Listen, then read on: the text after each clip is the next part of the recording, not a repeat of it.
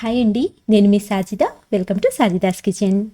ఈరోజు వీడియోలో chicken pockets లేదా చికెన్ సమోసా అయినా అనుకోవచ్చండి. ఏదైనా సరే టేస్ట్ అయితే సూపర్గా ఉంటుంది. ఒక్కసారి తిన్నారంటే మళ్ళీ మళ్ళీ తినాలనిపిస్తుంది అనమాట. చెప్పాలంటే రెస్టారెంట్ని కూడా మర్చిపోతారండి, అంత బాగుంటుంది ఈ రెసిపీ అయితే. సో మీరు కూడా తప్పకుండా ట్రై చేసి చూడండి. ఇప్పుడు ఎలా తయారు చేసుకోవాలో చూసిద్దాం రండి. ఫస్ట్ ఒక మిక్సింగ్ బౌల్ తీసుకొని ఇందులోకి 1 కప్పు వరకు మైదా పిండిని తీసుకోండి. నెక్స్ట్ ఇందులోకి 1/2 టీ స్పూన్ వరకు సాల్ట్ని యాడ్ చేసుకోండి, లేదా మీరు తినే టేస్ట్ని బట్టి ఈ సాల్ట్ అనేది ఎక్కువ తక్కువ చేసుకోవచ్చండి. అలాగే 1 టేబుల్ స్పూన్ వరకు ఆయిల్ని కూడా యాడ్ చేసుకొని ఇందులో తగినన్ని నీళ్ళని పోసుకొని పిండిని సాఫ్ట్గా కలుపుకోవాలి. ఇక్కడ మీరు కావాలనుకుంటే గోధుమ పిండినైనా సరే తీసుకోవచ్చండి. ఇక్కడ పిండి కన్సిస్టెన్సీ చూడండి, ఇలా ఉండాలన్నమాట. సో ఇలా కలుపుకున్న ఈ పిండిని అయితే మూత పెట్టేసి పక్కన పెట్టేయండి. ఇప్పుడైతే స్టవ్ ఆన్ చేసుకొని ప్యాన్ పెట్టుకొని ఇందులోకి 1/2 కేజీ వరకు బోన్లెస్ చికెన్ని తీసుకోండి. అలాగే ఈ పీసెస్ కూడా కొంచెం పెద్ద సైజులో కట్ చేసుకొని నీట్గా కడిగి తీసుకోండి. ఇప్పుడు ఇందులోకి 1/2 టీ స్పూన్ వరకు సాల్ట్ని యాడ్ చేసుకొని అలాగే 1/2 గ్లాస్ వరకు నీళ్ళని కూడా పోసుకొని గ్యాస్ని మీడియం ఫ్లేమ్లో పెట్టుకొని ఒకసారి బాగా అంతా కలుపుకొని ఈ చికెన్ అయితే ఉడికించుకోవాలి. ఫస్ట్ ఒక 2-3 నిమిషాలు చికెన్ ఉడికిన తర్వాత మనకు ఇలా కలర్ అయితే చేంజ్ అవుతుందండి. సో ఈ విధంగా ఉడికించుకున్న తర్వాత ఇప్పుడు ఒకసారి బాగా కలుపుకొని చికెన్ పైన మూత పెట్టేసి ఒక 7-8 నిమిషాల వరకు మీడియం ఫ్లేమ్ మీద ఉడికించుకోండి. ఇలా 8 నిమిషాలు ఉడికిన తర్వాత మనము చికెన్ని చెక్ చేసి చూద్దాము. చూడండి, చికెన్ అయితే మనకు మెత్తగా అయితే ఉడికిపోయిందండి, కానీ ఇందులో వాటర్ ఇంకా ఉంది కదండి. సో అయినా ఏం కాదు. ఇప్పుడు స్టవ్ ఆఫ్ చేసేయండి.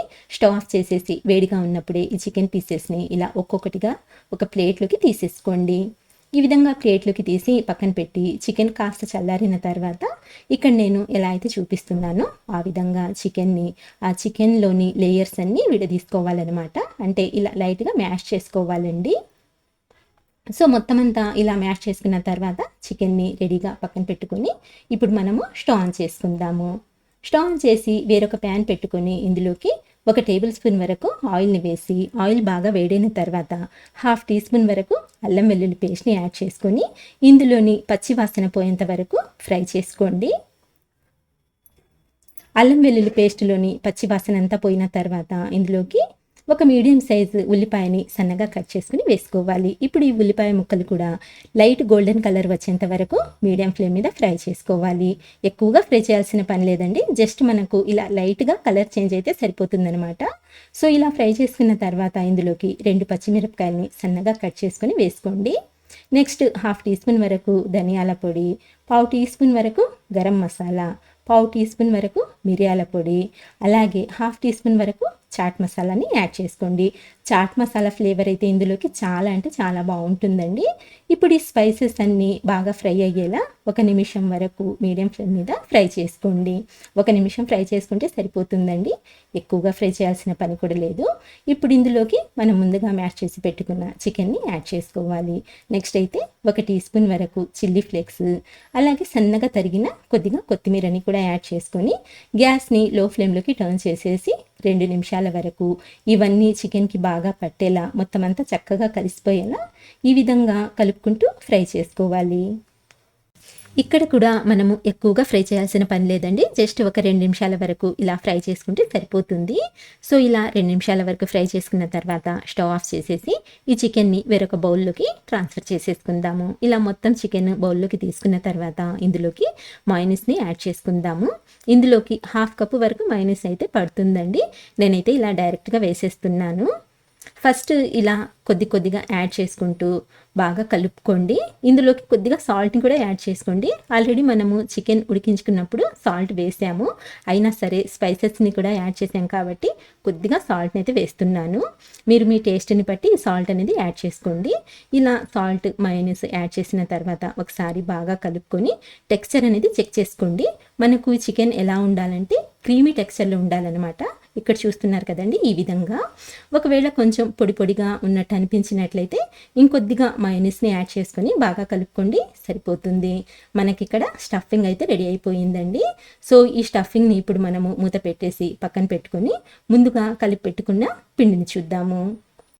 ఈ పిండి అయితే మనకు చక్కగా నానిపోయి చాలా సాఫ్ట్గా అయితే రెడీ అయిపోయిందండి. సో మరోసారి బాగా కలుపుకొని ఇందులో నుంచి కొద్ది కొద్దిగా పిండిని తీసుకొని ఉండల్లాగా ప్రిపేర్ చేసుకోవాలి. ఇలా రౌండ్ బాల్స్ లాగా ప్రిపేర్ చేసుకోవాలన్నమాట.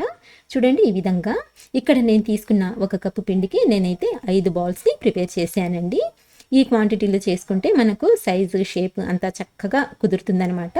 సో ఇప్పుడు ఒక్కొక్క బాల్ని తీసుకొని ఫస్ట్ కొంచెం పొడిపిండిలో డిప్ చేసుకొని తర్వాత వీటిని మనము రోల్ చేసుకుందాము.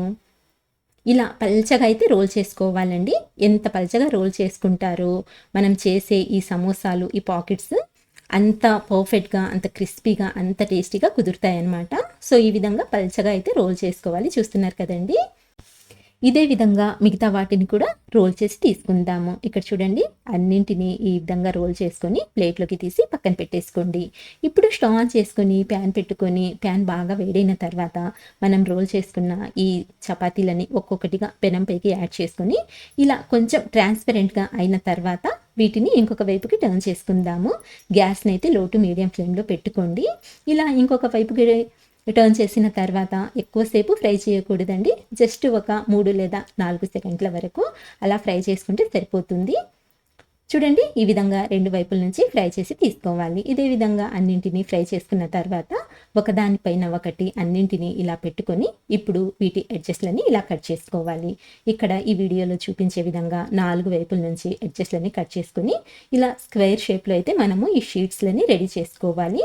అలాగే ఈ ఎక్స్ట్రా పార్ట్ ఏదైతే ఉందో వీటిని వేస్ట్ చేయకుండా చిన్న చిన్న ముక్కలుగా కట్ చేసుకొని ఫ్రై చేసి పిల్లలకి స్నాక్స్ లాగా అయినా సరే పెట్టొచ్చండి. ఇప్పుడు మనం ఈ షీట్స్ని 2 సమాన భాగాల్లాగా కట్ చేసుకుందాము. ఈ విధంగా కట్ చేసిన తర్వాత ఇవి ఆరిపోకుండా వీటిపైన ఒక క్లాత్ని కప్పేసి పక్కన పెట్టేయండి. ఇప్పుడు మనం ఒక చిన్న గిన్నెలో 2 స్పూన్ల వరకు మైదా పిండిని తీసుకొని కొద్దిగా నీళ్ళని పోసుకొని పల్చటి పేస్ట్ లాగా ప్రిపేర్ చేసుకోవాలన్నమాట. చూస్తున్నారు కదండి. సో ఇలా ప్రిపేర్ చేసుకున్న ఈ పేస్ట్ని కూడా పక్కన పెట్టేసుకొని మనం ప్రిపేర్ చేసి పెట్టుకున్న అంటే కట్ చేసి పెట్టుకున్న ఈ షీట్లని రెండింటిని తీసుకొని ఒకదానిపైన ఒకటి ఈ వీడియోలో నేను ఎలా అయితే చూపిస్తున్నానో ఆ విధంగా పెట్టుకోవాలన్నమాట. ఇలా పెట్టుకొని మధ్యలోకి ఈ చికెన్ స్టఫింగ్ని 2 టేబుల్ స్పూన్ల వరకు యాడ్ చేసుకొని ఇప్పుడు వీటి అంచుల్ని ఈ మైదా పిండి పేస్ట్తో ఈ విధంగా మనము అప్లై చేసుకోవాలి. 4 వైపుల నుంచి అప్లై చేసుకొని తర్వాత ఈ విధంగా క్లోజ్ చేసుకోవాలన్నమాట. ఫస్ట్ అయితే కింద ఉన్న లేయర్తో ఈ విధంగా ఫోల్డ్ చేసి కొద్దిగా లైట్గా ప్రెస్ చేసుకున్నట్లయితే అంటుకుపోతుందండి. సో ఇలా క్లోజ్ చేసిన తర్వాత ఇప్పుడు రెండవ లేయర్తో కూడా ఈ విధంగా మనము ఫోల్డ్ చేసి క్లోజ్ చేసేసుకుందాము. చూస్తున్నారు కదండి. సో ఇలా 4 వైపుల నుంచి మనము క్లోజ్ చేసి లైట్గా ప్రెస్ చేసుకున్నట్లయితే చక్కగా అంటుకుంటుంది. ఈ స్టఫింగ్ అనేది మనకు బయటికి రాదు ఫ్రై చేసేటప్పుడు. సో ఇదే విధంగా మిగతా వాటిని కూడా ప్రిపేర్ చేసుకొని వీటిని అయితే రెడీగా పక్కన పెట్టుకొని ఇప్పుడు స్టవ్ ఆన్ చేసి ప్యాన్ పెట్టుకొని ఇందులోకి 3 లేదా 4 టేబుల్ స్పూన్ల వరకు ఆయిల్ని వేసి ఆయిల్ మీడియం హీట్ అయిన తర్వాత ఈ పాకెట్స్లని ఒక్కొక్కటిగా ప్యాన్లోకి యాడ్ చేసుకోవాలి. మీరు తీసుకున్న ప్యాన్ సైజుని బట్టి ఎన్ని పడతాయో అన్నింటినీ యాడ్ చేసుకోండి. నేనైతే ఒకేసారి 4 యాడ్ చేస్తున్నానండి. ఇలా ప్యాన్లోకి తీసుకున్న తర్వాత గ్యాస్ని లో టు మీడియం ఫ్లేమ్లోకి అడ్జస్ట్ చేసుకొని ఒకవైపు మంచి గోల్డెన్ కలర్ వచ్చేంత వరకు ఫ్రై చేసుకోవాలి. అంటే ఒక 2-3 నిమిషాలు ఫ్రై చేసుకున్న తర్వాత వీటిని ఇంకొక వైపుకి టర్న్ చేసుకోవాలన్నమాట. సో ఈ విధంగా ఇంకొక వైపుకి టర్న్ చేసుకున్న తర్వాత 2 వైపు నుంచి కూడా మంచి గోల్డెన్ కలర్ వచ్చేంత వరకు సేమ్ ఇదే విధంగా లో టు మీడియం ఫ్లేమ్ మీద కొంచెం అటు ఇటు తిప్పుతూ ఫ్రై చేసుకోవాలండి. ఇలా లో టు మీడియం ఫ్లేమ్ మీద ఫ్రై చేసుకున్నట్లయితే మనకు ఆ లేయర్స్ అనేవి క్రిస్పీగా ఫ్రై అవుతాయండి. టేస్ట్ కూడా చాలా అంటే చాలా బాగుంటుంది. అది హై ఫ్లేమ్ మీద అయితే మనకు కొంచెం మాడిపోయినట్టుగా అనిపిస్తాయి. సో ఇలా లో టు మీడియం ఫ్లేమ్ మీద చక్కగా ఫ్రై చేసుకోండి. చాలా టేస్టీగా ఉంటాయి. అంతేనండి. ఇదే విధంగా 2 వైపుల నుంచి ఎంత మంచి కలర్ వచ్చిందో చూస్తున్నారు కదా. సో ఇలా బాగా ఫ్రై చేసుకున్న తర్వాత ఇప్పుడైతే వీటిని ఆయిల్లో నుంచి ప్లేట్లోకి తీసేసుకుందాము. ఇవి ఫ్రై అవ్వటానికి ఆయిల్ కూడా ఎక్కువ పట్టదండి. ఇక్కడ మనం తీసుకున్న ఆయిల్ ప్యాన్లో అలానే ఉంది. చూస్తున్నారు కదండి. అంతేనండి. ఎంతో టేస్టీగా ఉండే రెస్టారెంట్ స్టైల్లో ఈ చికెన్ పాకెట్స్, సమోసా లేదా షవర్మా అయినా సరే అనుకోవచ్చండి. టేస్ట్ అయితే సూపర్ అంటే సూపర్గా ఉంటుంది. అది మీరు ట్రై చేస్తేనే మీకు తెలుస్తుందన్నమాట. సో తప్పకుండా ట్రై చేసి చూడండి. సో ఫ్రెండ్స్, చూశారు కదండి ఇవాల్టి రెసిపీ. నచ్చితే మాత్రం చిన్న లైక్ ఇవ్వటం మర్చిపోవద్దు. అలాగే మంచి టేస్టీ రెసిపీస్ కోసం అయితే మన ఛానల్ని ప్లీజ్ సబ్స్క్రైబ్ చేసుకోండి. ఇంకొక మంచి రెసిపీతో మళ్ళీ కలుస్తాను. అంతవరకు బాయ్ అండి. Thank you for watching.